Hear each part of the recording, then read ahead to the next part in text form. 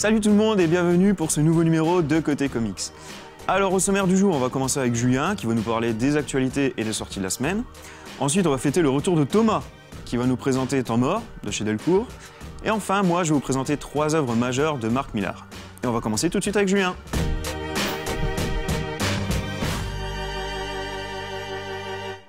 Salut à tous, passons sans plus attendre à l'actualité comics. Côté cinéma, on reparle du film Guardians of the Galaxy qui fait de plus en plus parler de lui. Après un teaser très prometteur diffusé au Comic-Con, le film salue les services de 2 grands noms du cinéma, Vin Diesel et Bradley Cooper. Mais vous ne les verrez pas dans le film, puisqu'ils vont simplement doubler les personnages de Groot et Rocket Raccoon, à savoir l'arbre qui ne dit rien d'autre que I am Groot, et le raton laveur qui lui n'arrête pas de parler. Un casting 5 étoiles pour un film qui s'annonce comme une nouvelle belle réussite de la part de Marvel au cinéma le 13 août 2014. On en profite pour vous rappeler que Red 2, l'adaptation du comic book de chez DC, avec Bruce Willis et John Malkovich, est actuellement au cinéma. Donc si vous voulez le voir, en fait c'est maintenant. Du côté comics maintenant, la série The Walking Dead fête ses 10 ans, et oui 10 ans déjà, au mois d'octobre avec la sortie du numéro 115.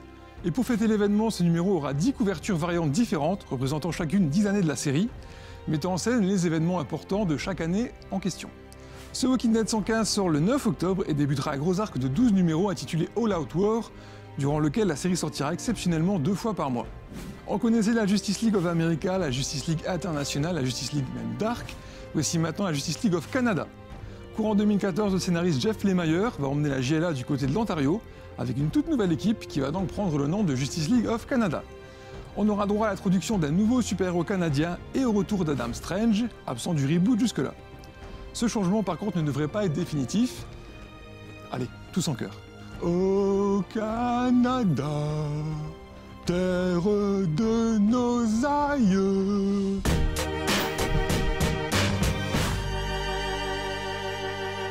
Les sorties comics de septembre, et on débute avec la sortie du mois, une petite pépite indépendante publiée sous le label Vertigo, du nom de Punk Rock Jesus. C'est l'excellent Sean Murphy, dessinateur entre autres de Joe l'aventure intérieure et du tome 1 d'American Vampire Legacy, qui nous offre ce récit où il est à la fois au dessin et au scénario. Dans l'histoire, une nouvelle télé-réalité voit le jour, autour de la naissance d'un clone de Jésus. On va donc suivre le petit Chris grandir derrière les caméras, et au final se rebeller contre un destin tout tracé en se lançant, notamment, dans la musique punk. Une histoire très originale qui aborde de nombreux sujets sensibles et passionnants, servis par des dessins en noir et blanc toujours fabuleux, de très très haut niveau de Sean Murphy. C'est à pur régal, ça sort le 20 septembre et je vous le conseille fortement, si vous n'avez qu'une chose à acheter en septembre, Punk Rock Jesus. Ah oui.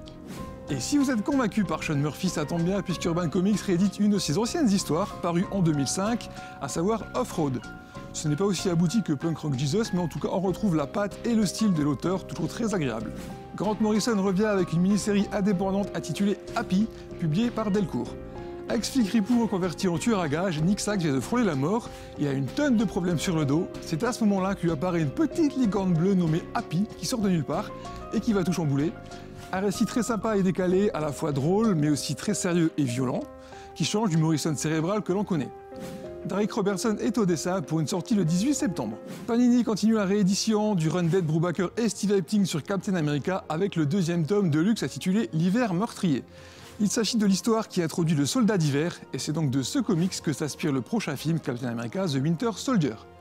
C'est une des histoires les plus importantes dans la mythologie du Captain et aussi une des plus audacieuses et surprenantes. C'est excellent et c'est à lire si ce n'est pas encore fait, sorti le 11 septembre.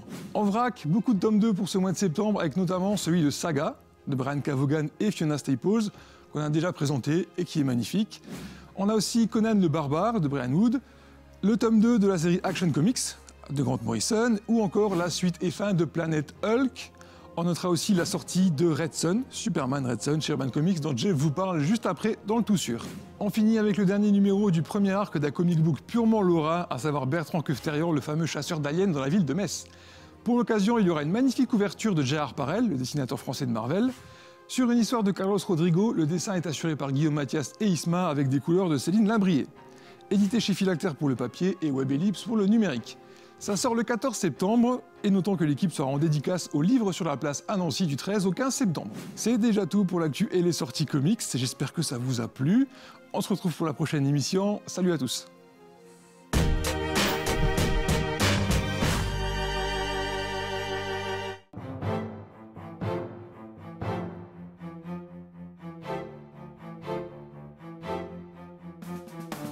Aujourd'hui, j'ai décidé de vous présenter Temps mort. Temps mort, c'est un comics édité chez Delcourt cet été. C'est une nouvelle série, donc c'est scénarisé par McKen et dessiné par Esquizzo.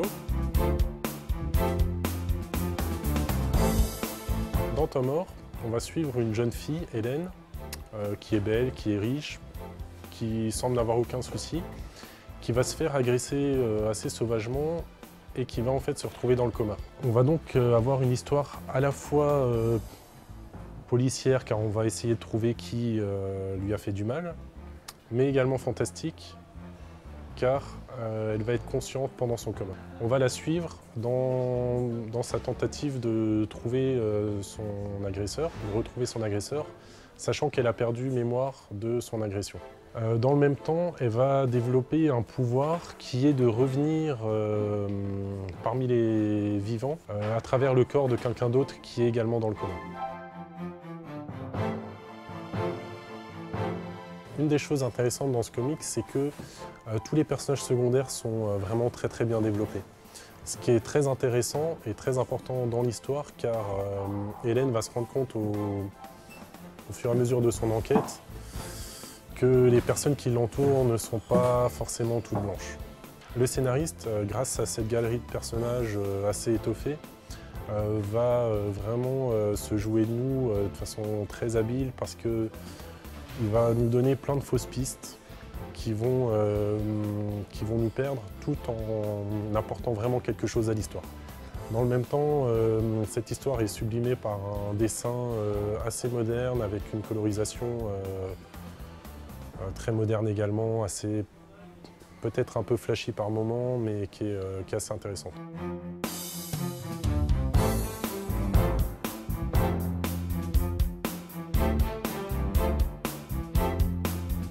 Temps mort, un numéro pour l'instant paru chez Delcourt, c'est une série toujours en cours.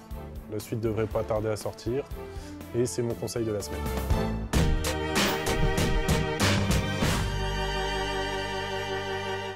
Mark Millar est un scénariste anglais le plus souvent très apprécié qui a fait un peu de tout en matière de comics. Comme d'habitude, on va se focaliser que sur quelques œuvres, mais je vous invite à aller lire tout le reste, bien évidemment. Aujourd'hui, de mon côté, j'en ai choisi 3. En ce moment, l'auteur est connu surtout pour être le scénariste de Kick-Ass avec John Romita Jr. au dessin. Et on va commencer avec Kick-Ass justement. Pour les quelques personnes qui ne l'ont pas encore lu ou n'ont pas vu le film, je vous rappelle le synopsis vite fait. Kick-Ass, que l'on pourrait traduire par « botter les fesses », raconte l'histoire du jeune Dave Lizewski, un geek dans l'âme qui vénère les super-héros, un peu comme nous quoi, et qui a du mal avec le monde qui l'entoure. Sauf que lui, il va aller choper une combinaison de plongée sur internet, prendre 2 bâtons et aller botter les fesses de méchants quoi. Donc voilà, Kick-Ass est né. Il est très vite rejoint par Hit Girl, une fillette de 10 ans, et le père de cette dernière, Big Daddy. Les 3 super-héros nettoient alors la ville et finissent par affronter Red Mist, qui est le gros super-vilain de l'univers Kick-Ass. C'est un comics bourré de références, bien construit, sombre et à la fois complètement délirant. A noter que les fans du comics n'apprécient pas forcément le film par contre. Certains trouvent que le côté fleur et joli papillon du cinéma hollywoodien est trop présent. Fin 2012 est sortie la suite de Kick-Ass. Cette fois, les avis sont un peu plus mitigés par contre. C'est vrai que la suite est logique, que le comics est bon, mais il y a quand même certaines maladresses et bien sûr, il y a une sacrée dose de surenchère et pas mal de violence gratuite. Un deuxième tome à lire sur lequel on peut prendre du plaisir, mais qui reste quand même moins savoureux que le premier. Pour terminer avec l'univers de Kick-Ass, je vous rappelle qu'il y a un spin-off, Hit Girl, sorti dernièrement chez Panini Comics et dont on parlera prochainement. Deuxième comics, Old Man Logan, édité chez Panini Comics toujours. Bon, on va le dire d'emblée, c'est LE comic sur Wolverine à avoir. L'histoire est excellente, les dessins sont très bons et le tout est hors continuité. C'est pas beau tout ça quand même? On retrouve notre ami Logan 50 ans plus tard, plus de super-héros et plein de super-vilains à travers tous les États-Unis. Logan a bien changé, il ne veut plus être appelé Wolverine et encore moins combattre. Il vit avec une petite famille, se fait manipuler, se fait harceler par la progéniture d'Hulk. Bref, on l'a déjà vu un peu plus... Bien sûr, après il va changer d'avis et défoncer tout le monde. L'une des forces principales de ce récit est le côté futuriste très bien pensé. Ce n'est pas abusé, ce n'est pas illogique non plus. Non, c'est vraiment pas mal du tout. Ajoutez à cela de très bons dessins de Steve McNiven, beaucoup d'émotions, du suspense et des retournements de situation des plus impressionnants. En gros, il faut vraiment les trouver, quoi, les points négatifs. Dernier comics de Millar pour moi, Superman Red Son, réédité cette fois chez Urban Comics. Alors ce one shot est un what if, un principe que je vous avais déjà expliqué dans une autre émission. Traduisez ça par « et si ?» 3 petits points.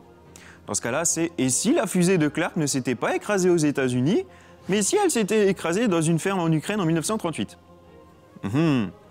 Bon, je suppose que vous avez compris avec le titre Red Son, donc fils rouge, Clark grandit alors que le régime stalinien et les idées qui vont avec sont omniprésents. Superman devient alors le héros des travailleurs et la plus grande fierté soviétique.